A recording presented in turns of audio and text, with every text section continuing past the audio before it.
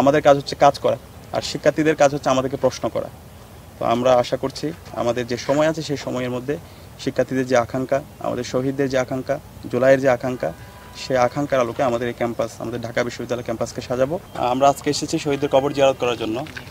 শহীদদের রেখে যাওয়া যে আমানত, সে আমানত যথাযথভাবে যেন আমরা আঞ্জাম দিতে পারি। তাদের যে আকাঙ্ক্ষা, একটি বৈষম্যহীন ইনসাফভিত্তিক বাংলাদেশ বিনির্মাণ করা, সেই স্পিরিটটাকে নতুনভাবে পুনরুজ্জীবিত করার জন্য আমরা আজকে শহীদদের কবর জিয়ারত করতে এসেছি।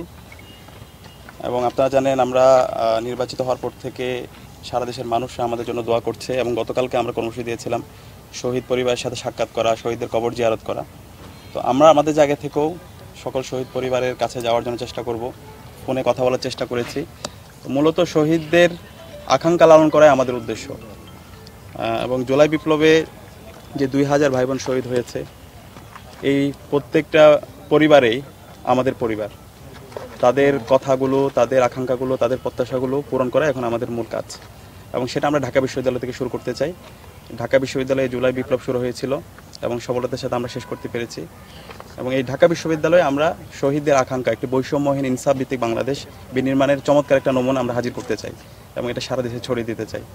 আমরা সারা দেশের সকল শহীদ পরিবারের কাছে দোয়া চাই, মুক্তিকামী ছাত্র জনতার কাছে দোয়া চাই, যেন আমরা আমাদের উপর যে আমানত অর্পিত হয়েছে সে আমানত যেন আমরা যথাযথ হক আদায় করতে পারি। আমরা এই আমানত, এটা আল্লাহর কাছে আমাদেরকে জবাবদিহি করতে হবে। এবং এর পাশাপাশি সকল শিক্ষার্থীরা আমাদেরকে যে কোনো বিষয়ে, যে কোনো সময় তারা আমাদেরকে প্রশ্ন করতে পারবে। আমাদের কাজ হচ্ছে কাজ করা, আর শিক্ষার্থীদের কাজ হচ্ছে আমাদেরকে প্রশ্ন করা। তো আমরা আশা করছি আমাদের যে সময় আছে সেই সময়ের মধ্যে শিক্ষার্থীদের যে আকাঙ্ক্ষা, আমাদের শহীদদের যে আকাঙ্ক্ষা, জুলাইয়ের যে আকাঙ্ক্ষা, সেই আকাঙ্ক্ষার আলোকে আমাদের এই ক্যাম্পাস, আমাদের ঢাকা বিশ্ববিদ্যালয় ক্যাম্পাসকে সাজাবো, এবং আমাদের সবার লক্ষ্য এই স্বপ্নের ক্যাম্পাস বিনির্মাণ করা। সবাই আমাদের জন্য দোয়া করবেন। আসসালামু আলাইকুম।